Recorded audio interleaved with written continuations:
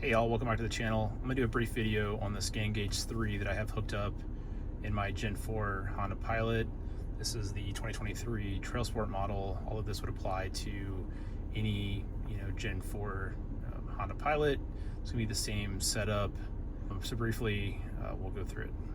So the ScanGauge is plugged into the onboard diagnostic port at the bottom left, where your foot is, basically to the left and below the steering column. It is connected via an Ethernet cable into the OBD II port. I ran mine behind the steering column, so it comes up behind and really on top of the steering column, and then comes out behind this panel right here. I pulled this entire panel off. It's I think 10 clips to pull off. I just used a trim tool, popped this thing off, and then there's two electrical connections. Popped those off, and then ran the cord actually through this little cubby that you get right here, right? So for the install, once I popped the panel off, I drilled a hole in the back. You really got to get your finger up in there into the back of the little cubby to feel the hole. I drilled it just big enough to get that cable through, so you can see just a standard Ethernet cable in the back. I attached it via Velcro, so I've got the hook portion on the top, or excuse me, on the top of the actual ScanGauge, and then the loop underneath here. I don't know if you can see that, but that's a loop panel. I put some additional Velcro in here thinking that I was going to need to, but honestly it's worked just fine with just that one set of Velcro to include off-roading and bouncing around. It's been working fine. So I've got my ScanGauge set up on the main screen to show my trans tip, differential temp, what gear I'm currently in, my coolant temp, and then my battery voltage. So that's just all kind of good information to have when you're off-roading, driving, in a hilly terrain, pulling a trailer, any of that kind of stuff that I tend to do with this vehicle. And one of the reasons we got it due to the towing capacity, the V6, et cetera, right? So this is the main screen, and I feel like the reason why you should own one of these if you tow or off-road. Additionally, you can set the screen up however you want. So I've also got information about horsepower, my fuel level, and speed. So one of the cool things about having the speedometer on here, I'm running bigger tires because I've got a lift on this Pilot, so I'm running 32-inch tires instead of the 30.5-inch that comes standard with the Pilot. So because of that, my speedometer is a little bit off. So when I'm doing 65 miles an hour on the speedometer, I'm actually doing I think close to 70, right? So this allows you to go in here and you can change your physical speed, like what it's showing on the speedometer versus what it's showing on your speedometer on your dash. So I've got mine set, I don't know if it's 6% off or something like that, whatever the number is, but this shows my true speed when I am driving down the highway. Less so of a big deal in the city because you're not really getting up high enough to make that difference in speed really matter. But when you're on the highway, it's nice to be able to see what your true speed is. You can also obviously use something like Waze, which will show your like a relatively accurate speed of your vehicle based on GPS and or cellular signal.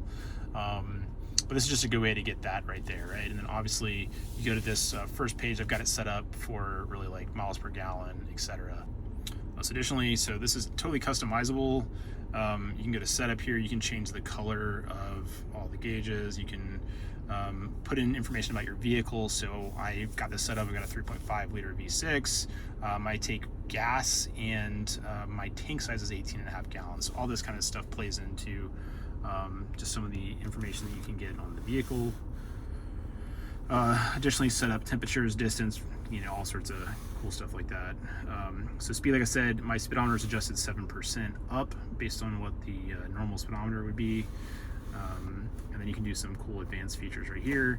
So you can do Wi-Fi updates, which is really nice. So unlike the previous versions, you don't have to plug anything in. You can just connect to your Wi-Fi, download the new version of the ScanGauge. So I'm running 1.24. I don't actually know if that's current or not. I'll have to check. But that's something you can do, right? So there's a lot of great with this system. There's a couple, little things that I think that they can improve on. And so if you know how to do this, please, put something down in the comments, let me know. Really the first thing is screen brightness. So the screen brightness is adjustable. So really it's adjustable using your two fingers. You can go all the way up to brightness level 100 and come all the way down to 5%. Unfortunately, that's my first gripe about this. The level of the screen brightness only goes down to 5%. I think that on an update, they should make it to be able to block the screen out completely. In general, with city driving, it's not a big deal to have a 5% bright screen, but if you're driving down country roads, you're off-roading, you're even on like a very dark highway in the middle of the night, 5% I think is too bright. It's hurts your eyes a little bit, especially if you were to have this thing, you know, up kind of in your field of view, mounted on the windshield, and it's just not necessary.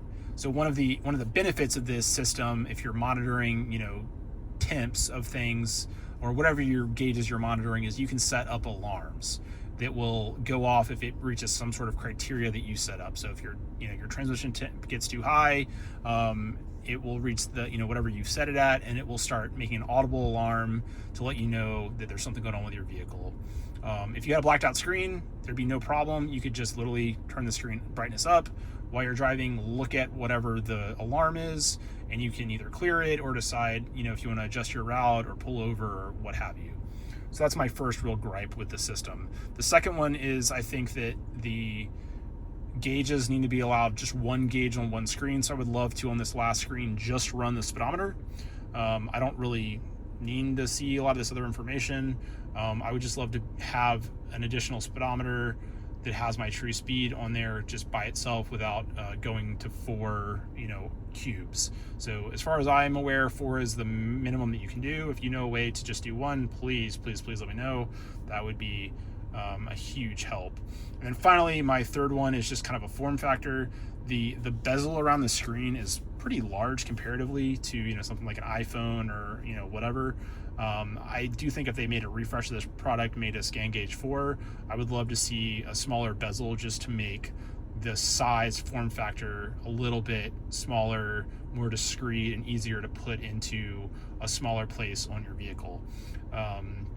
That's really my only 3 complaints. I think for what it is, for what it cost, it is a great addition to a vehicle that doesn't, you know, have the ability to monitor a lot of those additional temps that you may need when you're off-roading or towing or what have you.